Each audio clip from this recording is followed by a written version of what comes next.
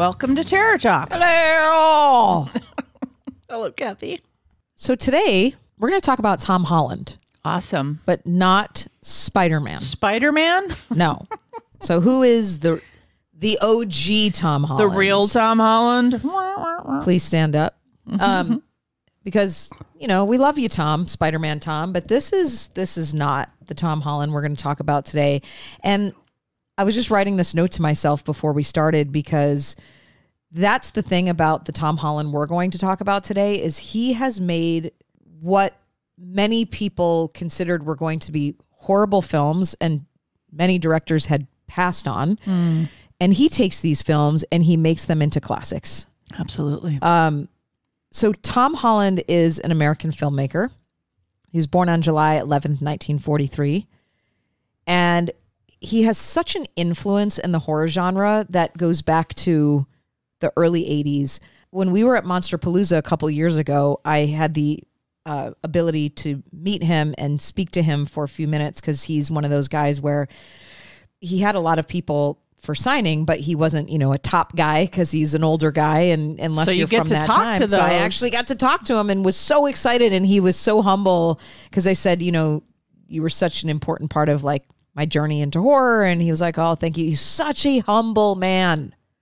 And I bought the script to one of my favorite horror movies, which I'll talk about, and he signed it. And that was a really amazing moment because he was one of the first directors that exposed me to horror in a way that these were films I would never forget and I still watch regularly.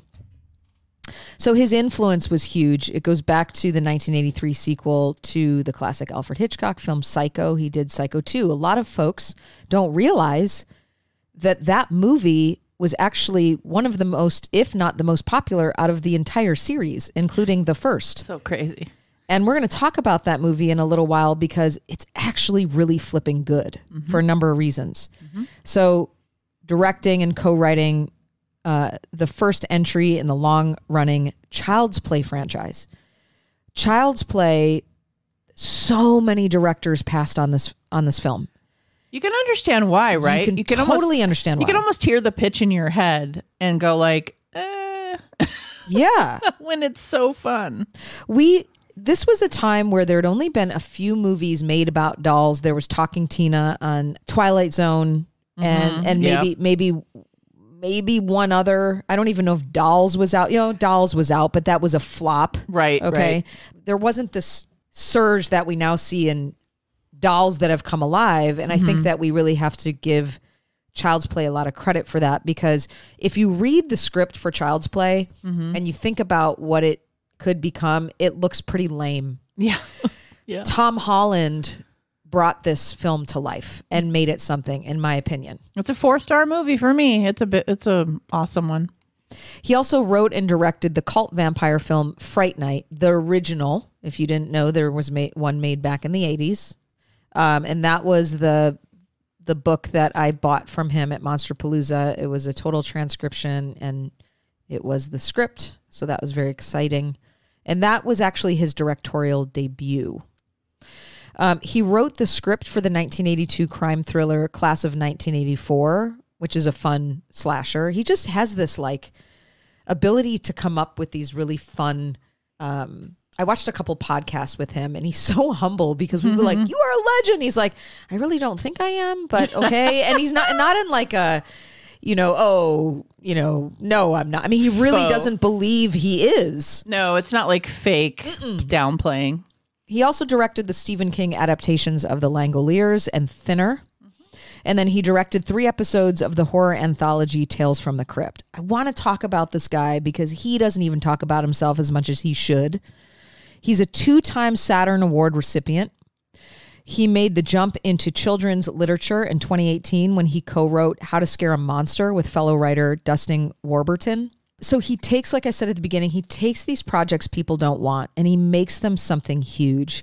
And he has this ability to remain invisible in the process. And I think that's what has made him one of the best directors. As these films come out and most people, when they look back at things like Fright Night, Psycho 2, they're these remembered yet forgotten films that people are somewhat obsessed with and have no idea who directed them. And he did all these. So Psycho 2 he wrote, not directed, right? I'm going to have to look at that. I believed he directed it. Well, we'll get that for you. I'm going to give you a little bit of background on his early years. So he graduated from UCLA Law School, but he really wanted to act. Yeah. He took his acting very seriously. Yeah, I know he's been in a bunch of things, right? Like small parts, yeah. So he was working under Warner Brothers, and he started doing that at the age of 19. And he joined SAG in 1961. He said, I wanted to get into film. I became an actor to get into film. There was no way in except through acting. So I became an actor. And this comes from the podcast Inside of You that Michael Rosenbaum hosts. And he is hilarious. He was a big 90s actor.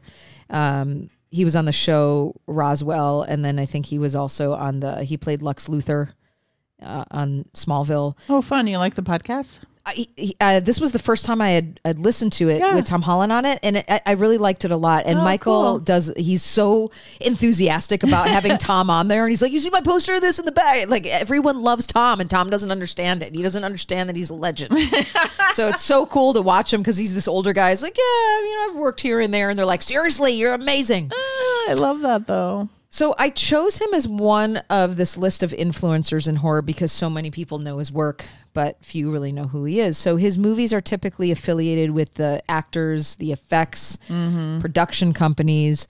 If you watch interviews with him, like this one with Michael Rosenbaum, Holland has no idea how successful he is and how much of a legend he is. So not only did he write and direct, but he trained under Lee Strasberg. So he was really professionally trained as an actor and loved acting. His real passion was in directing. So besides his early work, he was actually cast in 2009 Hatchet 2. He narrated the film alongside Green on San Diego Comic-Con International 2010. He worked his way up in Hollywood, which is really atypical these days. A lot of folks, there's a lot of information out there now and a lot of conversation around nepotism, although that's more of a recent discussion than maybe it would have been back in the day. But a lot of these folks got some sort of break where he really went from bottom to top. Yeah, for sure. He'd been working in Hollywood for years when he pulled off an impossible task, and he wrote the script to Psycho 2. A film that really didn't need a sequel, if there ever was one, much less 20 years later. So it was when Psycho 2, when the whole idea came up, it was like, okay, well, we've moved on from that movie. Right. Why do you want to do this? And he was like, I have an idea. And it was a couple decades later, though, so it was enough time, right? And it was 1983, and I don't know. I feel like I understand why people wouldn't really like push play on that, like they wouldn't be like, why do I need to watch that? But it was a couple decades later. It was totally time to like have a new idea. Yeah, that's true. Just an interesting, you can tell that he was a real cinemaniac where he's like, I want to take this. This is back before people were doing all these remakes of things too. And so he was like, I want to go back and bring this back to life in a different way. And it works. We're going to talk about this film.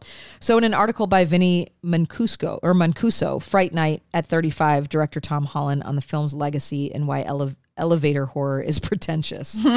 Said, I appreciate Holland because he is a purist when it comes to horror. He shared his take on elevated horror, the in vogue phrase that amounts to the idea that a horror movie can't be good if it's just a horror movie. And this is what Holland says. I think what you're talking about with elevated horror, it sounds pretentious to me, he says, but I'm the guy that did the 80s and 90s horror movies. Now, if you talk to Mike Flanagan, who I think is terrific, he'd probably disagree with me. If you talk to Andy Muschietti, he'd probably disagree with me. If you're talking about something that travels worldwide and that has a chance of lasting, like, say, The Exorcist, you have to have people that you like in danger, he says. The story has to be simple enough, basically, that you get in the first 5, 7, 8 minutes. Then once you have that, the emotional life of the people involved in the dangerous or traumatic situation, that becomes where you can elevate the film. The emotional life of the characters involved, and quite often that plays as subtext. What isn't said, he pauses and then admits.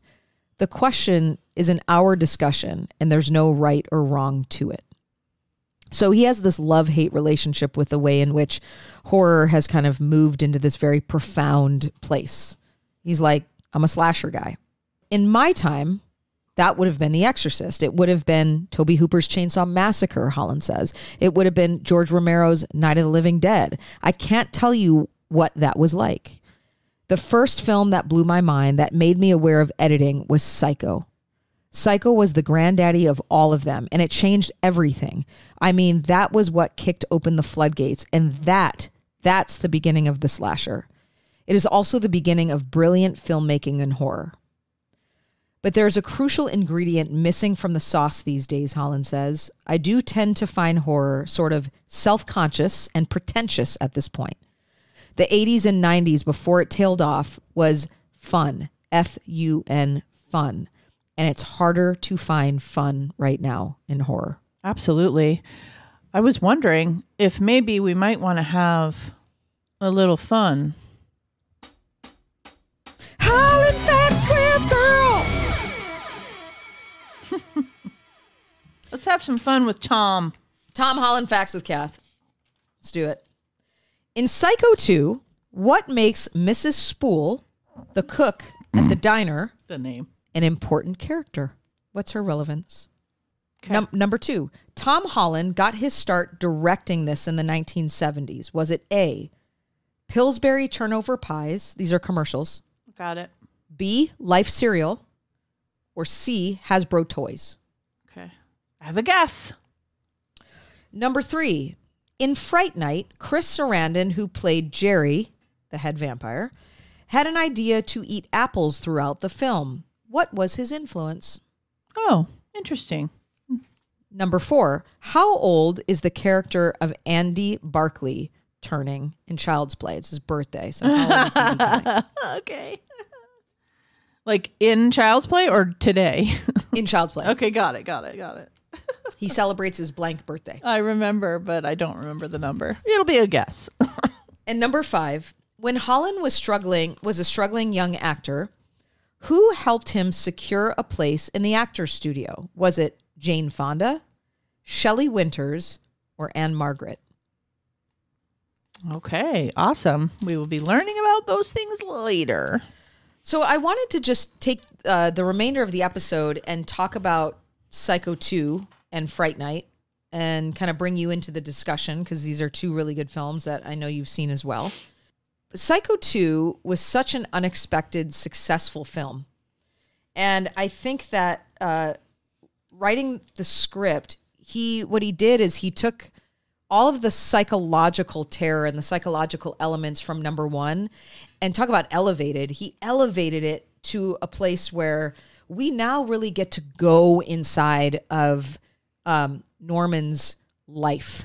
Yeah, I mean, that's what I'm struck by is that I feel like the script and obviously the direction as well, but the script, the story is so empathetic. It is. Towards Norman, which I really thought was a very different than the OG, the first one or whatever. And I think that's what, for me, when I'm watching it, and some of you know this if you've been listening to our show for a long time, but I used to work with folks who committed really heinous crimes and found not guilty by reason of insanity. Mm-hmm. And so the beginning of the film is he's rehabilitating, going back into the community and like on a conditional release, right? Mm-hmm. And there's a scene in the opening scene in the house where Meg Tilly, who plays, which by the way, she said it was the worst acting role she ever played. She's like embarrassed of that role. Oh no. Which I'm like, I don't think it was that bad, but she thought it was terrible. Okay. Where he finds the knife in the drawer.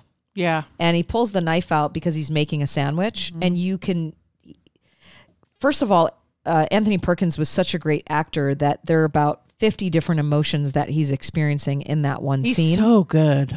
And the way that it was directed, the way that it was written, and watching him kind of go through the series of those emotions. And then as the audience going, does he want to kill her? Is he holding back wanting to kill her? Does he love her too much to want to kill her? Is he just obsessed with her? In just a 10-second scene, they put you through 50 different emotions. Yeah, the tension this director built with all of that stuff, given the story he was given, and then Richard Franklin just like builds this incredible tension for it. And I don't know, this film to me, I realize it's 1983, so you got to get over that if you don't like 80s movies, whatever. It holds up in par with the first one. It does. In many ways. It's one of the rare sequels that does that, I think. And they talk about that, and I think it's because there was a real story. There was really something to build on. And Holland develops and writes Perkins' character so well that you sense the fear in him of not wanting to hurt anybody again. Really, like you said, Shannon, challenging the empathy that we have towards him and what he's feeling. And we also do not know more than the characters know. Right. Which I thought was really important, that you're just going along and you're in it with them versus, oh, I know what's going to happen. And I know that this is really happening and this character doesn't know. We don't know. Well, like a lot of filmmakers, and it's a device, will build tension because the audience knows something the characters don't know. Like that's a device in the movies. Yeah. And like, we're just like, oh shit, we're just waiting for the shoe to drop. And I realize that's a device in the movies, and I kind of hate that device. I don't like that sort of cheap anxiety building in me. Yeah. Sometimes, like, I can't say that across the board, but that doesn't feel good to me, of course, and it's not supposed to feel good. But I definitely like this kind of narrative where the building of tension is actually coming from you being in the moment with the characters. Absolutely, because you really don't know with Norman because he's so unpredictable, and Psycho 1 only gives us the tip of the iceberg with his psychology. Yes. That we don't really know. Most of the movie's about her. Most of it's about her. Like, and then she gets there and we know she dies or whatever. And then and then the second half of the movie is about the crime. Yeah. And so I love that movie. I do too. And he's great in that one too. However, this is definitely, well, like we were saying, like it was what they didn't do. Basically, they like actually got to do the psychology piece. You even get to go as far as into the house. Yeah. Right? It's like you're literally let into his world. Which is what people wanted. Which is what we wanted. And Tom Holland was brilliant enough to go, there's so much more we can do with this. For sure. And I think because he had such a love and appreciation as seeing Psycho as the first slasher, he's like, well, no pun intended. I'm going to take a stab at it. We're going to do this. And so I encourage people, if you haven't seen this, because we know Psycho is a standalone to be wonderful, and then a lot of the sequels that followed, people didn't talk much about, do not miss the second one. Because the character development is so good, and it's paced well, in my opinion, too. Even though there's a psychological component, there's also still a lot of horror. Yeah, shit's going on. Yeah. And Anthony, the team there, right? The director was really successful in building the tension. The story is top notch. And Anthony Perkins he was such an underrated actor because of becoming so fucking known, right, for Psycho and his small part really in that film. I think he's just so underrated. He's really, really exceptional. Oh my gosh. And I really enjoy just, that there's that part where he's just like, I'm getting confused again, right? Yeah. And you just, and you talked about the conditional release and, he's out of the asylum and he's struggling obviously and things are coming up and triggers are happening. And that empathy that we have for him of like, it's just something that I think you and I have both commonly come across where, not every criminal is a psychopath. And certainly in the first movie, he's a psychopath. Movie's literally called Psycho. But what they really show you is that rehabilitation and that comes with like, I don't want to do that again. Yeah. And I think it's super common. Yes, it is. We just see that a lot in criminality of where, yes, when there has been a certain amount of care that's gone into rehabilitating over it's like 20 years later or something, this film, you do see that in criminals. You do see them go, I have urges. I don't want to do this again. How do I stop it? How do I stop it? How do I stop it? And you just really get that like realistic piece. Yeah. And what you gain through watching this movie too is why he's there. Yeah. You learn a lot about the fragmented identity pieces. So I really, really encourage people, if they like this kind of slasher, if they loved Psycho, I think you're going to be pleasantly surprised. It doesn't try to be Psycho. It really tries to be its sequel, and it's super, super, super successful. And Tom Holland, which we're going to get into the Fright Night here in a moment, he wrote both of them. He wrote Fright Night and he wrote Psycho 2. Is he has this ability to write a community.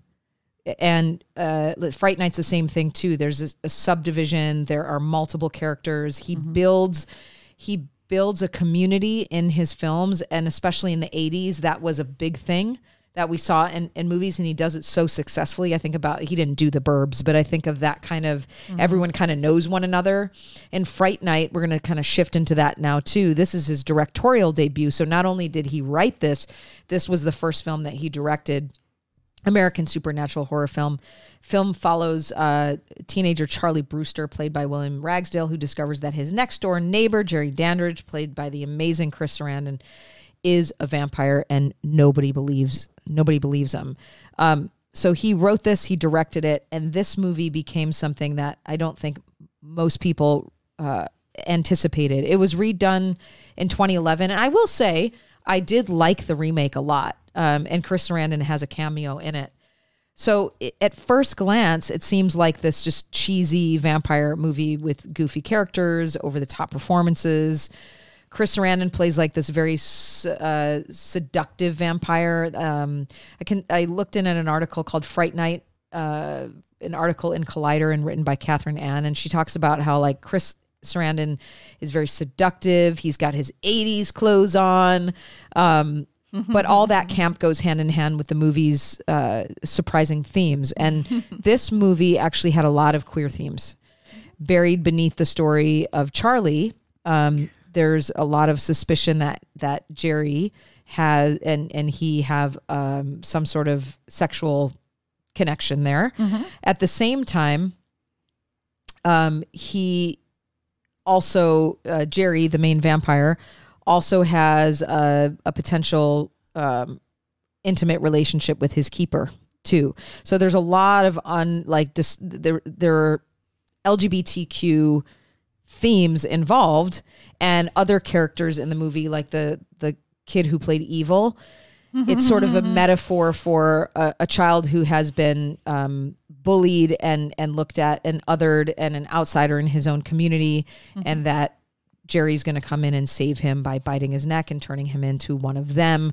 So vampirism in this film, there's this subtext of LGBT stuff. It's not a big part of the film. It's just a subtext that's there. And yeah, you don't have to, as they did back in the day. Right. It was all under the vest. And Tom concludes that very much is part of it. This is not something that like a conspiracy around it. He's like, no, it's definitely there. But the movie is about the desire for acceptance. Yeah. Right. Yep. And it takes place when they're in high school, and that's a time where identity and acceptance and all that stuff is in question. And, a vampire in love with both a woman from his past and his current male companion. So complexity and sexuality, all of that. It is a very sexual film in the sense that Jerry, the vampire, is very seductive. So what's interesting about this film is that Holland actually wrote this film for Vincent Price. And he had the honor of having dinner with Vincent Price when he was at Peter Cushing's house with Roddy McDowall, who ends up playing the vampire hunter in this. He's so good. Yeah, he's so good. So Roddy ends up playing a parody version of Peter Cushing and Vincent Price, which is how they came up with the character of Peter Vincent. So this all came from Tom having dinner with all of them. That's how it happens, huh? Yeah. So I'll say this last part, and then you and I can have a quick discussion about Fright Night and why it's so amazing. But Tom Holland gave an interview in the Halloweenies podcast in 2020 to talk about Fright Night. In addition to discussing the making of the movie, which included the team responsible for the iconic effects in Ghostbusters, the host asked Holland what the director thought about people's queer readings of the film. He agreed with the interpretations, citing the relationship between Jerry and his live-in companion, Billy Cole, which had gone on for hundreds of years as being romantic and sexual. So Tom was ahead of the time. Yeah, of course. So I love this movie because the practical effects are amazing. It's fun. It's a straight up just vampire film. It has the whole, it takes place in the fall in October. So it has that Halloween atmosphere to it. But I don't know. It's one of my favorites. But what did you think of Fright Night? I watch it every year. Yeah. We usually watch it in the server together every year during October, where we watch a lot of these kinds of movies. But I always try to program our favorites. And I know this is one of your favorites, but to be honest, it's top 10 vampire movies for me. Yeah. I think it's a really good mix of, classic horror and stylized 80s whatever, I just think it's a really good mix of that. And I think because Tom wrote and directed it, it's got this camp to it and this horror to it, so you can kind of laugh at the camp and also see the frightening parts that take themselves seriously, but then also the parts that don't take themselves seriously. And he really got to have this, what I think is a great screenplay with this imagery that for its time certainly is really interesting and really compelling to watch. So it's like that when you have, I think when you have in movies that mix of a really great script that's good with plot, like it plots along, it doesn't drag or anything, and good characters and some funny and campy, which is always kind of fun with vampires. It's kind of like one of those things with vampire movies. It's kind of fun to do because they are such campy type of mythological creatures in a way that unless you make them, Nosferatu, they are kind of campy and funny. So to lean into that, but then also have this like straight up horror stuff happening and this good imagery. And I don't know, it's delightful. It's fun. It's so much fun. It's a good one. I have some answers for you. Oh, okay. Yeah.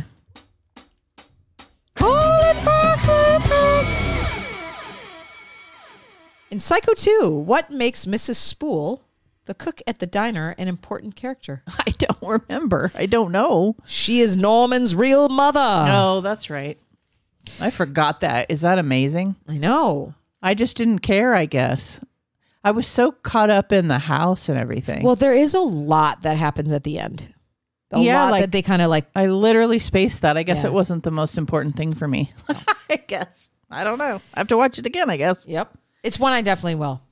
Tom Holland got his start directing this in the 1970s. Which commercial? Was it Pillsbury Turnover Pies, Life Cereal, or Hasbro Toys? Life Cereal? Hasbro Toys. Oh, okay. I love those Life Cereal commercials. Yeah. It's Mikey. He likes it.